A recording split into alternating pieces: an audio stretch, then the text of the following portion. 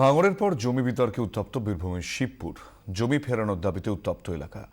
অধিগৃহীত জমির পাঁচিল ভাঙচুর, আগুন। পুলিশের হস্তক্ষেপে নিয়ন্ত্রণে আসে পরিস্থিতি।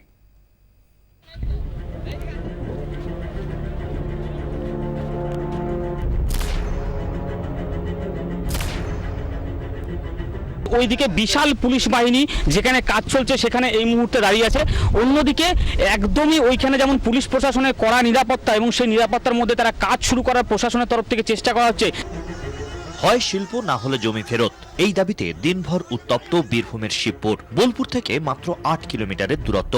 শিবপুরের এই 300 একর জমির ওপরেই গীতবিতান সিটি ও বিশ্ববাংলা বিশ্ববিদ্যালয় গড়ার সিদ্ধান্ত ঘোষণা করেছে রাজ্য সরকার।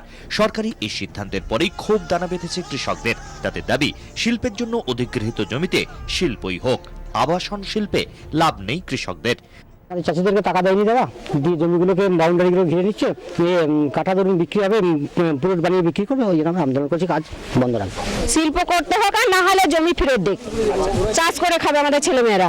আজকে আমাদের বন্ধ করতে বলছি এই কারণে যে কোনো ফয়সালা হয় না চাষিদের নিয়ে। হ্যাঁ, আমরা চাইছি বন্ধ হোক, মন্ত্রী বসুক, ফয়সালা হোক, তখন কাজ করবে।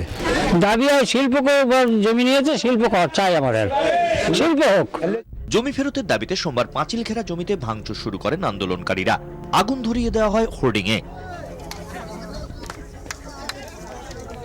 পরে পুলিশ ঘটনাস্থলে এলে রণভঙ্গ দেয় আন্দোলনকারীরা। বোলপুরের দাপুটে নেতা অনুব্রত মণ্ডলের খাসতালুকেই এই আন্দোলন। তৃণমূল নেতার দাবি, বহিরাগতদের উস্কানিতেই উত্তপ্ত হয়েছে পরিস্থিতি। সাইকেল টায়ারে আগুন লাগিয়ে পাঁচিলে ঝুলিয়ে দিলে আন্দোলন হয়ে গেল।